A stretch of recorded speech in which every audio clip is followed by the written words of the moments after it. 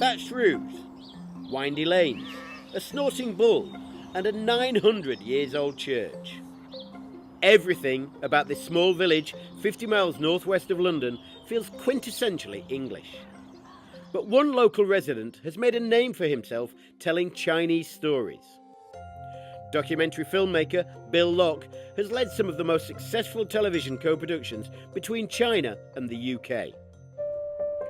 One of the shows his company Lion Television is best known for is a 3-part series capturing the biggest event in the Chinese calendar.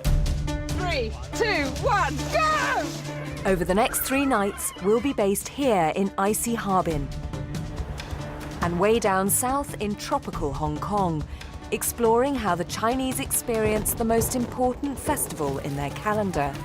It's like watching a magic trick. That was an extraordinary experience. That was just in a career in broadcasting, you don't have very many bright ideas, but that was one of my brighter ideas, where I knew the BBC was interested in capturing busy international events. So I contacted a very good friend of mine who's a commissioner at the BBC and said, why don't we do the biggest celebration on earth? Across the series, I'll be focusing on New Year technology and traditions. Happy New Year. Ganbai.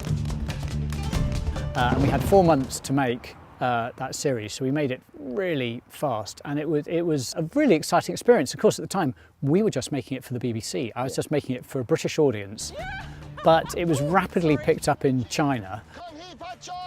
I mean, it was broadcast officially in China and it was broadcast unofficially online in China and picked up instantly. And I think it appeared almost 2 days after the BBC broadcast. It appeared online with subtitles and everything. And the response I was hearing for China was extraordinary.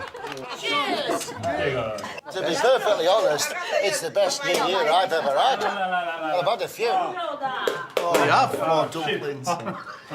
And it's that interesting thing that I think Chinese people liked the fact that here was a British film that captured life in China as they recognised it. And it wasn't a sort of British version of China, it felt like Chinese China.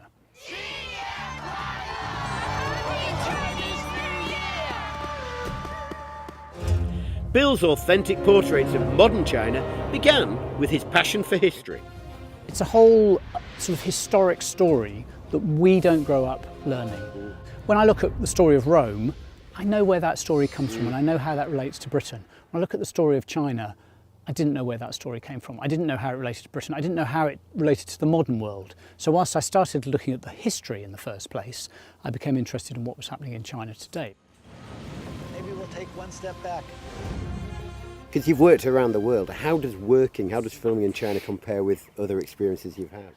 There is that whole thing of the Western mindset, which tends to be really quite questioning, sometimes a little bit difficult, putting people in authority in slightly difficult situations. There's not a Chinese approach on that. So you're trying to make something that doesn't just feel like publicity or propaganda or something like that, and feels like a genuine exploration of something. And that's always a challenge because we have a different history on that. Where do you think TV coverage of China will be going in the future? I think increasingly China's going to be less exotic, and I think that means that we're going to be doing more stuff that's sort of probing a bit further into the Chinese story, perhaps doing some of the less familiar history stories, perhaps getting a bit deeper into Chinese life. Because up to now it's been a little bit superficial and exotic, and we've been scratching the surface and taking the audience, taking them into the sort of the foothills, if you like, and there's some bigger, interesting mountains sort of beyond that I think people will be going to more.